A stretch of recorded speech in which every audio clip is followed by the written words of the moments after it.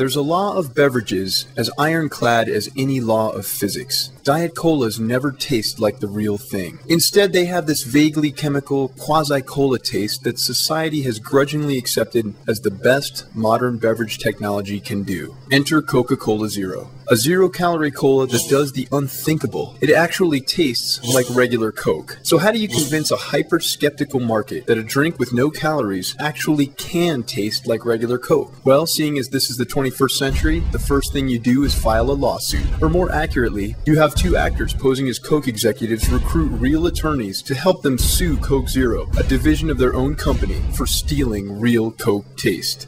We represent the Coke brand. We would like to sue Coca-Cola Zero. Would you say that we have a case? For what?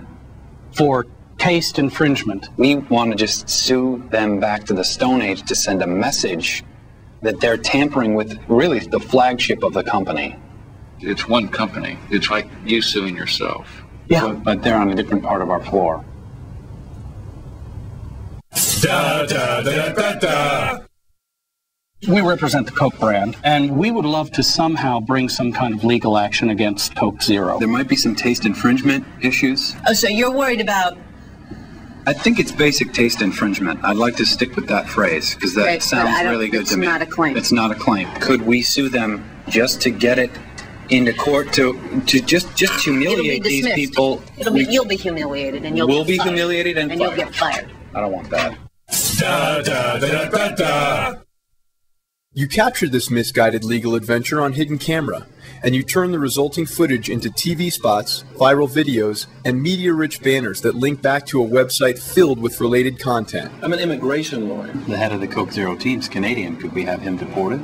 Like the handy Sue a Friend online tool, which allowed visitors to sue people who might be copying their taste. Users simply scrolled down to choose an infraction, selected a law firm, and clicked send. Moments later, the guilty party received a terse missive on legal letterhead threatening a lawsuit if the taste theft continued. Or Ruin This Man's Day, an interactive game that challenged users to interfere with Coke's head litigator while he prepared the case against Zero. No! I want to stop! Stop! Then you turn the two actors loose inside Coca-Cola headquarters. Between these and the cost of the tent and the cards, we're sort of out of money. You know, a lot of people say kids need braces. I say let it work itself out naturally, in my house anyway.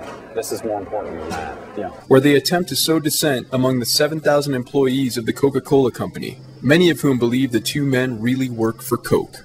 You even craft an internal email from the two bogus executives to the entire company. But you don't stop there, because, well, this is a very litigious society we live in, and if Coke Zero really did taste like regular Coke, consumers might be confused as to which is which. The perfect recipe for a class action lawsuit, spearheaded by the fictitious ambulance-chasing firm of Covet and Yormany. Radio spots urged listeners to call 1-877-SUE-ZERO if they recently consumed a Coca-Cola Zero, only to find themselves recklessly refreshed by the real taste of Coke. Hello, I'm Dale Yormany. If you could swear you were enjoying regular Coke from a can of Coke Zero, call the law offices of Covet and Yormany today. While outdoor boards, truck wraps, and fractional print ads used up the remainder of the intentionally small Covet and Yormany ad budget. In the end, it all made for quite the cultural tornado. In the cola wars of the 1990s, Coke and Pepsi fought for the consumer dollar.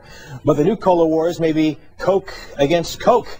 In the new ad campaign, two classic Coke executives want to sue their Coke Zero colleagues for what's called taste infringement. From the mainstream media to the murky depths of the international blogosphere, people were willingly, happily caught up in the storm. Many who approached the Coca-Cola Company with disdain became new and passionate fans. Like this guy, who wrote, "The Coca-Cola Company has never really spoken to me in the last 15 years. However, I've been taken by surprise by this fine viral idea of company foolery." Not surprisingly, the new Nielsen system for rating cultural buzz revealed Coke Zero as, quote, the most blogged about packaged good in the study, mentioned at 100 times the rate of the next closest packaged good, and at the same rate as Barack Obama's newly released biography, unquote. Best of all, when the dust from this campaign finally settled, everyone knew one thing for sure. Coke Zero does, in fact, taste a lot like regular Coke.